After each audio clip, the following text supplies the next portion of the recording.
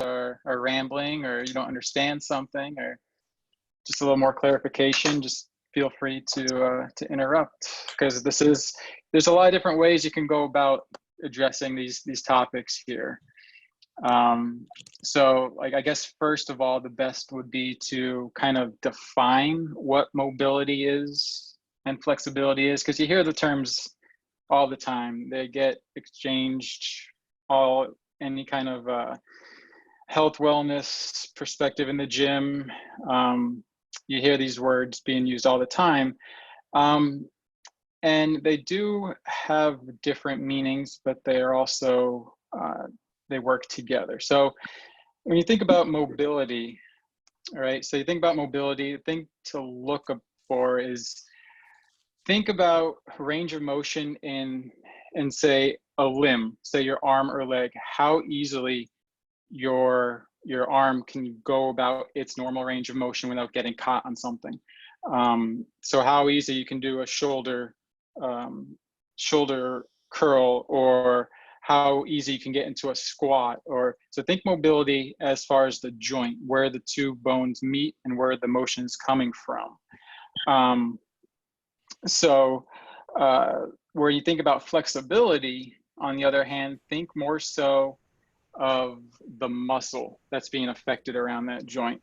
So think about how easily that muscle could stretch and lengthen.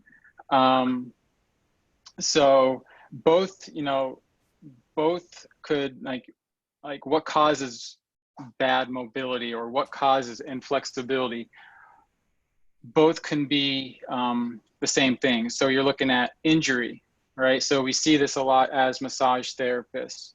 When you get injured to a muscle, or through surgery or whatever it is, you could develop scar tissue. Scar tissue can lead to adhesions, you can have inflammation.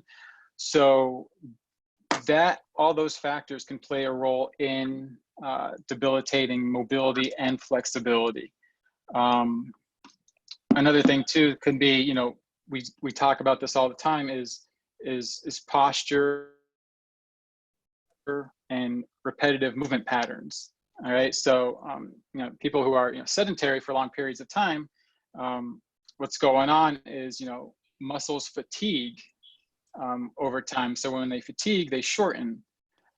So when they're inflexible, they tire more quickly, and in time can cause injury that way.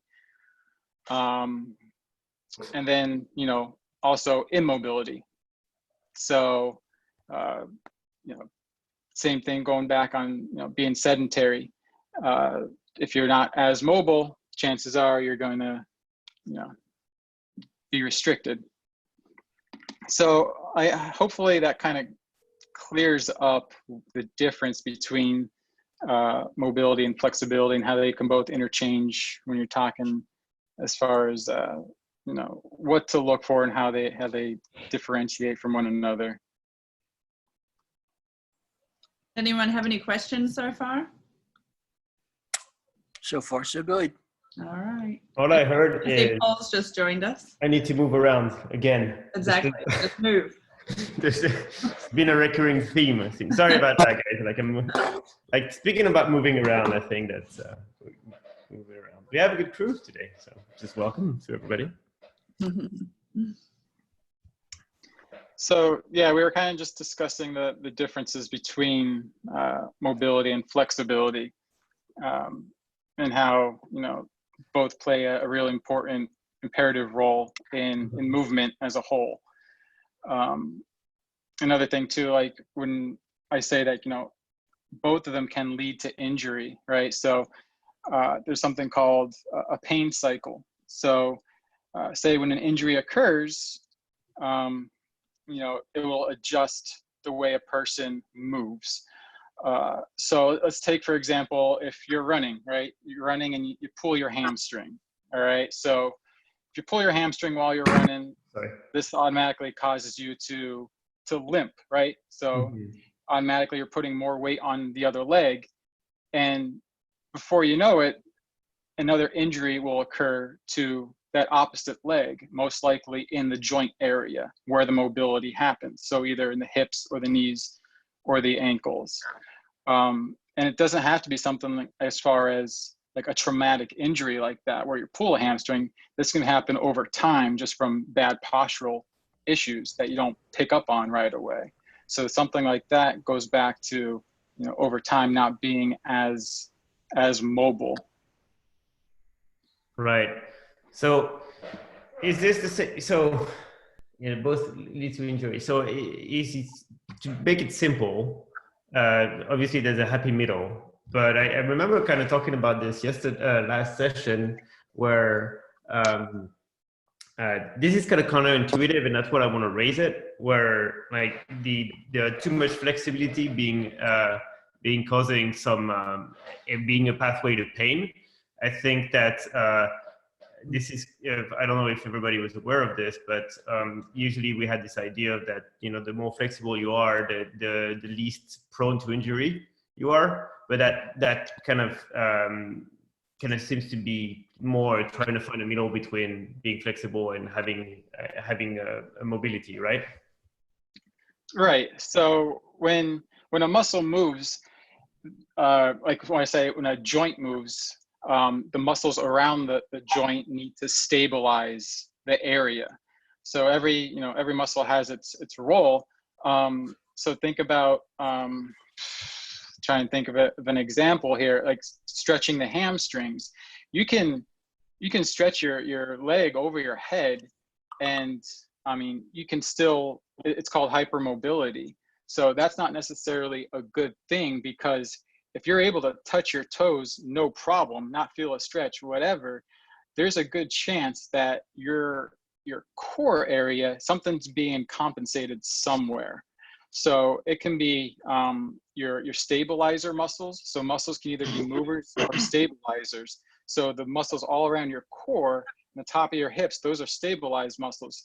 There's probably an imbalance somewhere in that area that's allowing you to fold forward. So it might feel like a hamstring stretch, but in reality, it's your low back that's compensating for it. Your low back, your glutes, and those are the muscles that are kind of taking the slack, so to speak. Yeah, that never happens to me.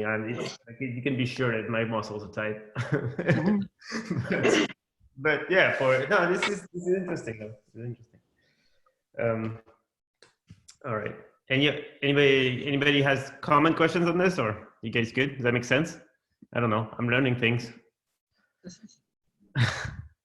And by the way, you were automatically defaulted to video off and muted. So if anyone, if you wanted to say something, you could unmute yourself, or you can use the chat box as well if you had any questions. Yeah, good point. You don't want to know why we have to do this, to be honest.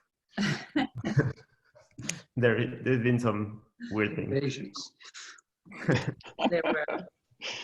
There you go. All right. So, Martin, should we briefly go over the self-care series articles of this week then? Yeah, sure. Let me pull them up.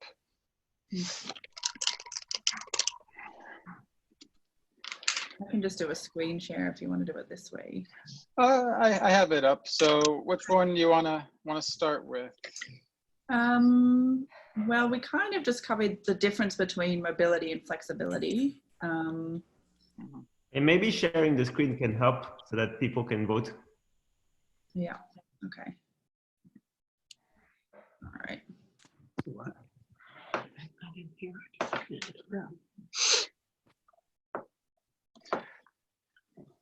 So we can start with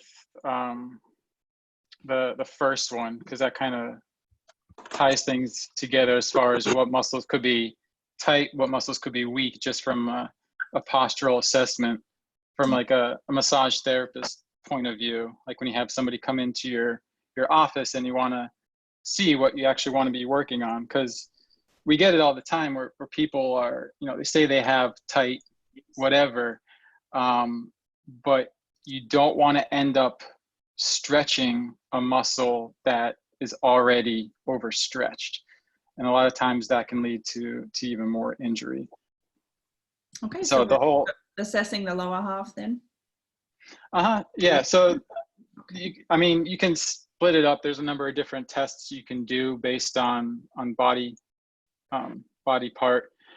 So just looking at the static assessment view of, so it's what they call. For me to be the guinea pig. You know, that's why everybody's coming from, to see how fucked up I am. All right.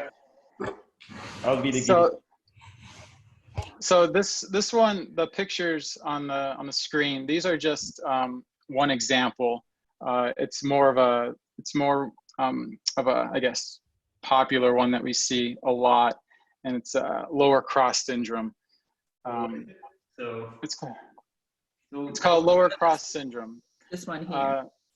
So it's a good way to assess is through a side profile of somebody, and all you do is you have them stand sideways, and you're looking at how their hips are in line with the rest of their body. So in this case, Is that good? you're breaking up. I can't.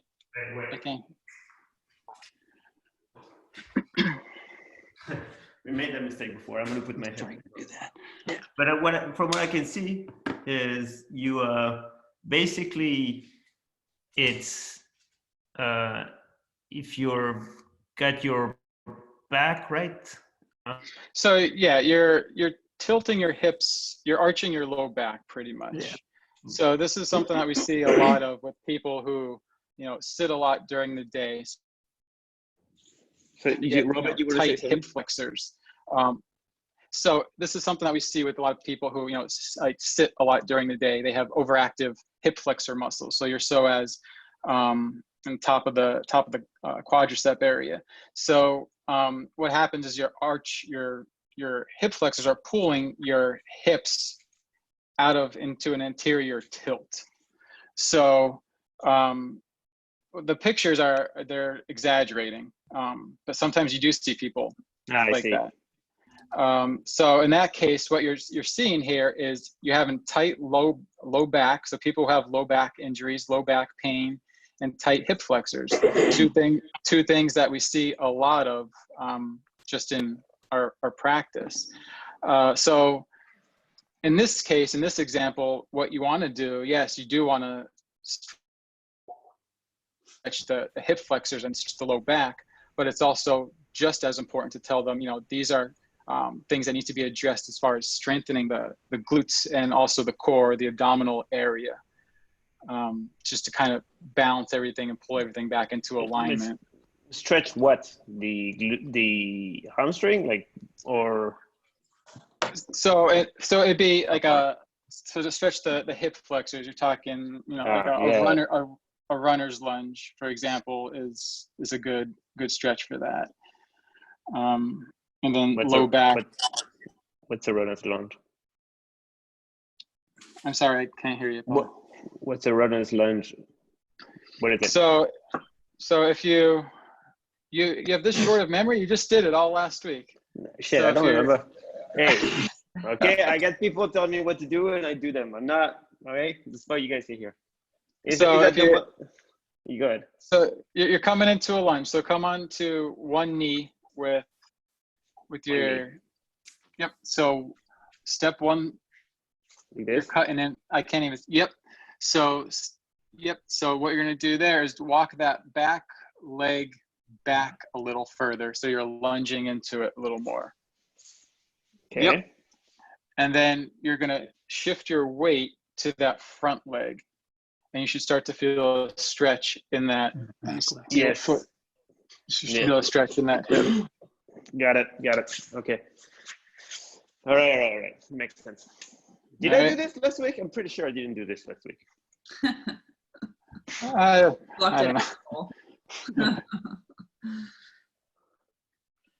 So another like postural assessment that you can do as well is one that kind of detects the strength in your hips as far as glutes and medial and outside of your legs, because this is one that I see a lot of people who come in with, say, runner's knee or any type of knee issues from cycling or what have you, they're very quad dominant and very abductor weak and glute weak. So this is a good assessment that you can put them through. It's just basically a body weight squat, and you're seeing where their knees are lining up over their toes and seeing if there's any kind of hitch in their hips, and you can see what muscles are tight and what muscles are weak just by putting them through these little couple of tests. Those are stuff that you can do, kind of like you can look at yourself as well, right? So if I was looking at myself in the mirror, obviously so I'm perfectly straight, so there's no problem on my side. But if you were to have right, the only thing with that is sometimes when you know that it's about to happen, you kind of, or you know what to look for, you'll do it. Well, like say if you just out of nowhere say, okay, come into a squat, and then bam, take a picture and see where your knees are in line. So sometimes when people know it's coming, they prep for it, so it's harder to gauge where they're at. Gotcha. So what? So do it to yourself. Honest with yourself, Paul. Well, that's not gonna happen. But so do it to your spouse without her or him knowing. That's the idea. Got it. Yep. All right, and that's what's this one? Overhead squat. Yeah. So overhead squat. This is one. So we'll take runners for example. Runners have a lot of times real tight calf muscles. So this would be something to look for if their knees cave in and their feet pronate. If their feet roll inward towards their big toes, that's a good indication that their calves need to be stretched, massaged. And then also what that's saying too is the muscles in the front of the legs, the shins, the tibialis anterior muscles, those ones are contributing to they're weaker. They need to be strengthened. So it's all just a matter of finding out which muscle's tight, which muscle's weak, and going from there. Gotcha. That makes sense. And so you see, what would you say, like in proportion? Like, what do you usually see? I mean, I would assume that it's more like the kind of the first one with the imbalance on that we talked about before, where you're sitting at your desk too much or something along those lines, and you have kind of this core imbalance, if you will. I don't know. I'm just making things up. But yeah, is this more common than like the other one? This one I personally see more often, whereas like something, say they call it a posterior hip tilt, it's called like sway back, for example, where you're just kind of, it's the complete opposite. So you don't normally see that too often, but it is out there. I don't know. Makes sense. I know I need to do some work on my core, I guess. All right. Okay, Martin, let's head into the next blog post now, which is Use It or Lose It, How Age Affects. Oh, fuck, I'm screwed. I know, we all are. Oh, no.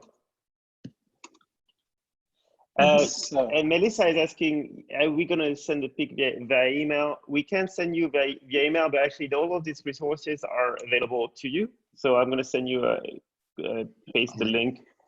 Actually, the link to this was in the invite. It doesn't hurt to. The email that I sent out earlier. The link. I'm still going to paste it. But it's just here.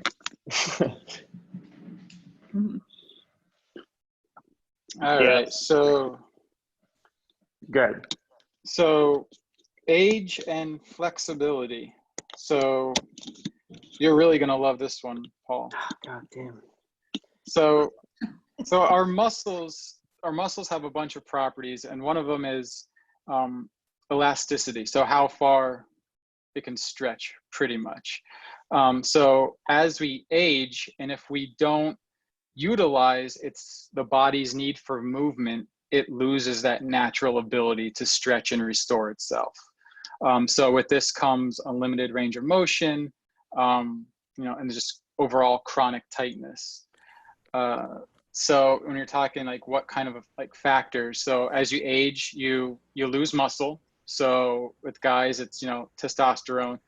And then with women too, like we'll discuss with women too, as far as like bone density, if you want to. But so lifestyle habits, we're not as active as we are when we're younger. And then just the breakdown of, cartilage, like in between the joints, they also play an important role in just flexibility, general mobility. So yeah. Yeah, good. I mean, I was looking for some good news because, it's been kind of hard lately. So thanks for bringing that up to my attention. Yeah. Excellent. Yeah. So now, I mean, that makes sense. So what's the solution? Yeah, what's the solution exactly? Thank you. So there's, you just want to try to maintain different ways of movement. So good ways to do that is through, stretching. You're not gonna reverse time unless your Benjamin Button, right? So That's the one. yeah. So keeping a persistent stretching regimen and performing any kind of light muscle bearing techniques, just mixing up your workouts really. So like I said before, women, especially as they get older, they're more prone to osteoporosis. And for them, it's really important to avoid any kind of high impact exercises, but include like low weight bearing exercises to help with the bone density. What, so So like swimming and things like this? no, not swimming. Like body weight resistant stuff. So Gotcha. light squats, like a lunge matrix, just simple stuff that's gonna just help increase like the bone density. Mm-hmm. So one thing that I really am a true believer of is passive stretching. So holding stretches for long periods of time. So when you hold a stretch for longer periods, you're almost kind of bypassing the muscle and you're getting into more of the connective tissue. You're getting more into the ligaments, into the tendons. So at these meeting points in your joints, right, you have synovial fluid. So it's kind of like the oil that's keeping all the cranks lubricated. All right. So when you're holding these stretches for longer periods of time, you're kind of tapping into these deeper tissues. And on a cellular level, what's going on is you increase the production of this stuff. It's called hyaluronic acid, right? So, and it's just like this lubricating effect around the joints that makes mobility and flexibility easier, so to speak. But so you would recommend this to be outside of an exercise regimen, though, right? Because you don't want to do like long static stretches before right. Exactly. an exercise, right? Exactly. So the more versatile the workouts, that's the better off you're going to be. So yeah, those but people. Sorry, I'm just cutting you, but I'm challenging this a bit because, like you talking to people. I mean, obviously, you do exercise in different forms and etc. But for people that are trying to optimize for a specific sport, right? There is the benefits. The thing that you're trying to optimize is let's say I am a runner, like I'm trying to get better at running. I'm going to lose if I spend too much time diversifying, I'm going to lose my conditioning on one very specific sport, right? So right. I mean, I understand, but the point is, from my understanding, and you can correct me if I'm wrong, but if you don't if you try to do like this concept of muscle confusion and stuff like this is not going to yield better performance, right? So you want to do incremental overload to go this way. So would you recommend to, you know, there must be a fine line between how much you diversify your routine versus how much efficient you want to get in one specific type of sport, right? Exactly. So, I mean, that's when a good training program comes into play. And also, I personally don't know somebody who, has run their whole life and not done anything else and not have some kind of real long-term setback or injury from just doing one specific no, that's fair. There's activity. Yeah, I mean, you need to have other activity, but I also don't want people to think like, hey, just go do like, I don't know, like P90X or something, and I'm going to get better at running. You know what I mean? Oh, absolutely. So, I mean, the thing with running, it's obviously a very lower body dominant movement. So if you're, say, it's a very quadricep dominant movement, it's a very hamstring dominant movement. And if you don't have the flexibility in, the adductors, the muscle, like the groin muscles, those muscles will eventually, trigger. And then that's, and when those bigger muscle groups, when the quadriceps tire in a longer race and, something like a marathon or even longer, when those muscles, those bigger muscle groups finally begin to fatigue, there needs to be a backup plan. There needs to be other muscles that can carry you through. That makes sense. So that's where the importance of making sure that you're really training the muscles that you don't necessarily use primarily in whatever it is that you do. That makes sense. Hey, so sorry guys, I gotta go to another thing. I'm gonna watch the recording of this, but continue because I think that this is very valuable. And thanks everybody for joining. I will see you next time. Hi, Cole. Okay. All right, so this will bring us to the third article here, which is flexibility versus mobility, which Martin got into a little bit earlier. But it does kind of outline when to integrate both flexibility training and mobility training. Martin, would you like to talk a little bit more about that? Yeah, sure. So, with flexibility, we mentioned that it's think muscle. So for the longest time, I'm sure I'm not alone when I say everybody used to tell you, you want to stretch before you work out. And it wasn't till not too long ago, maybe within like the last 5 to 10 years tops, that the research came out that stretching before a workout, or at least static stretching before a workout, isn't the best option. So when a muscle is stretched, it actually decreases the power output of that muscle. So obviously you don't want to be stretching your legs too much before going to run, so you're gonna not have as much power. So when it comes to mobility versus flexibility, mobility, think pre-workout. So there's slews of mobility exercises depending on what you're going to be focusing on through the workout. And then also when you think flexibility, think stretching, think post-workout. So that's when you're able to hold the stretches for longer periods of time and relax into it, allow your nervous system to relax. Okay, so good. in a nutshell, that's the difference. Good. And there's number of different dynamic and static stretches in our online course material. There is.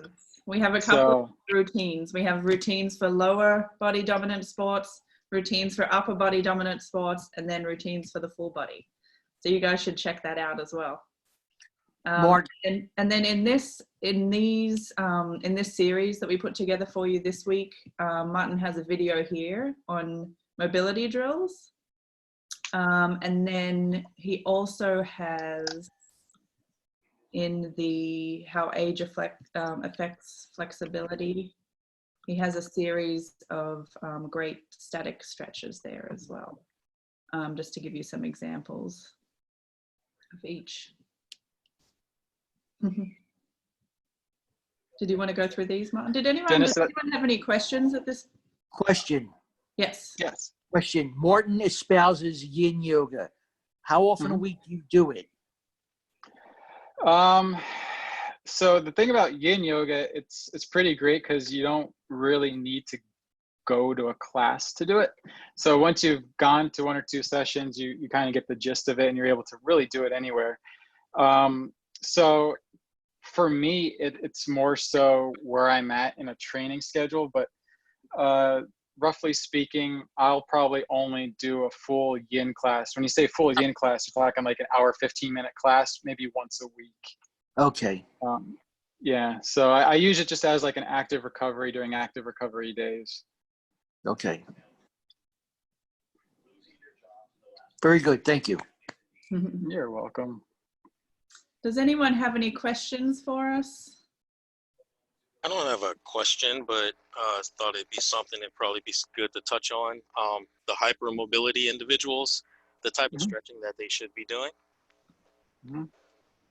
Okay, great. Did you have a specific example or?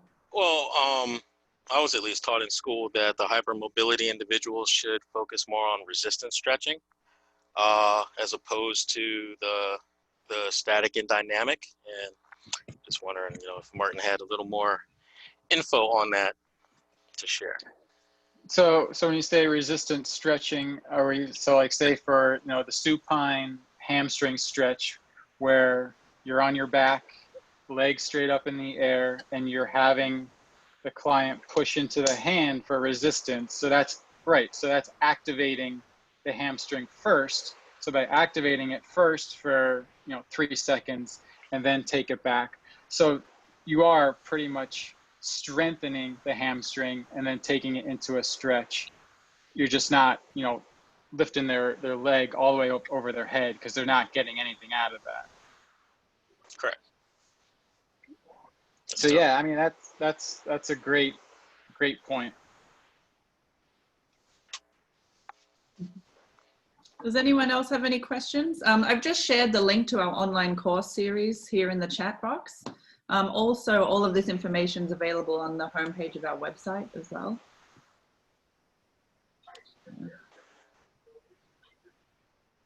What was that, Dennis? Did you say something? No, I'm listening. Oh. Does anyone else have any questions out there? Any comments, anything to add? Martin, is there anything that you think that we've missed?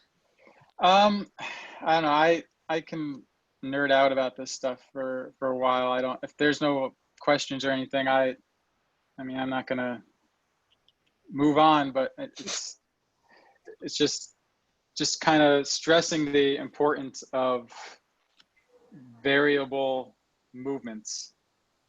Just getting up, especially in these days right now where a lot of us are sedentary, and it's just really stressing the issue of getting up and moving. You don't have to go, run 20 miles a day. You don't have to go bench pressing your dog. Just get up and just move around. I have a question. Yes. Hi.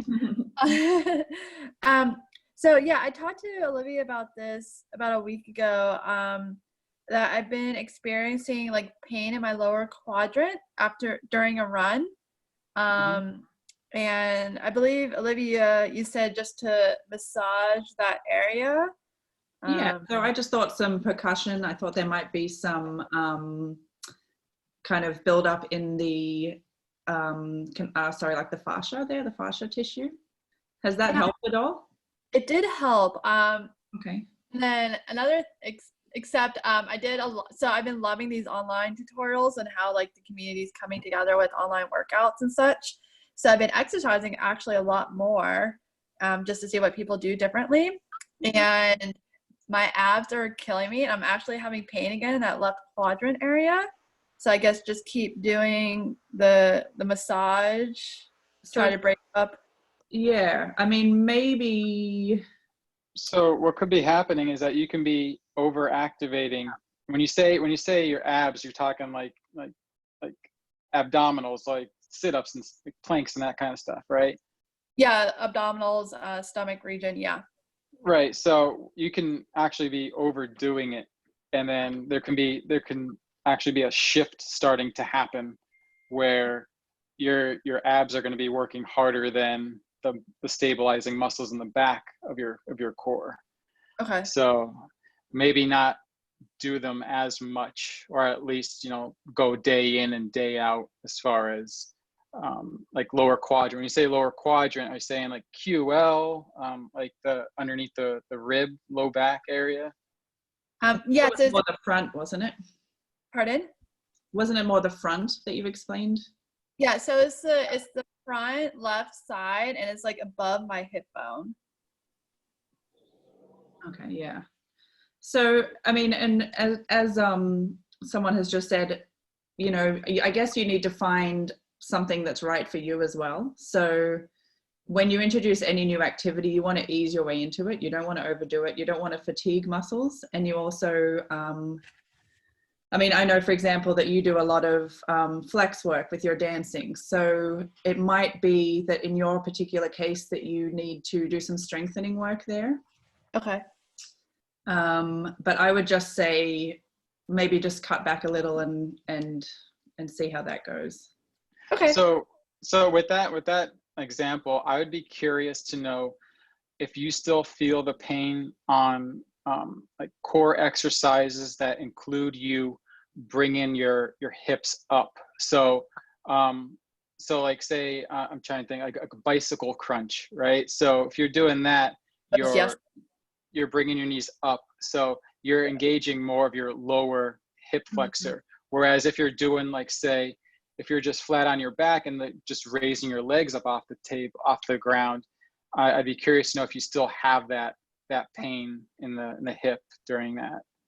Yeah. So actually, that's a good point. So all the exercises, like the bicycle crunches and raising the legs up, I did all of that yesterday, and that's where I had pain last night and today. So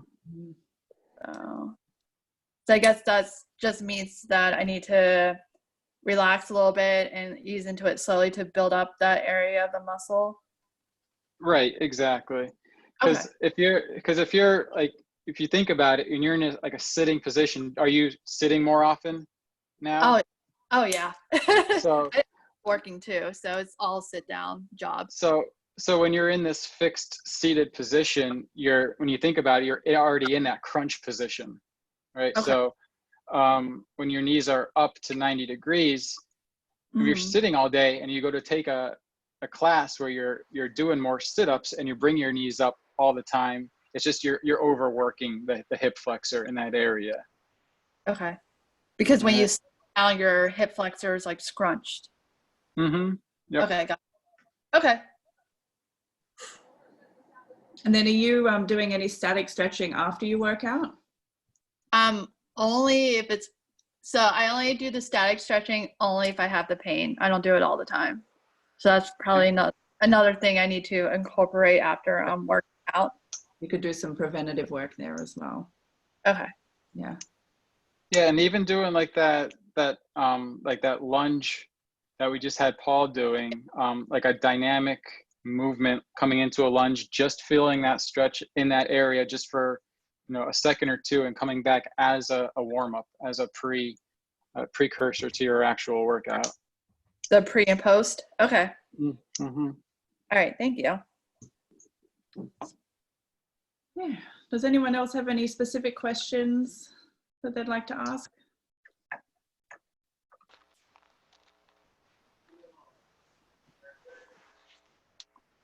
All right. I think that's a no. All right. Well, thank you all for being here today and joining us. If you have any questions after the fact, feel free to email us or contact us in any way.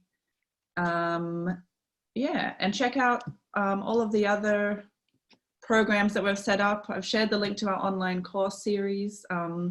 We're continuing this self-care series every week. So it's a new blog post article theme, and then we just have the online discussion every Thursday at 6 p.m. So next week, I think we're focusing on runner's legs. So if you're a runner, come and join us. Yeah, I think that's it. Any questions or feedback that you had about today, you know, just let us know. We love to hear what you guys thought about it. So yes, it's definitely a learning curve for all of us. So and then what I was going to say something else as well. I've forgotten. Oh yeah, all of the previous webinars or just online discussions are posted on our website. So far we've covered low back, we've covered neck, and we've covered staying comfortable in your work from home environment. So you can check those out as well. All right. Thanks for joining. Thanks, all right, guys. thanks guys. Bye, everybody.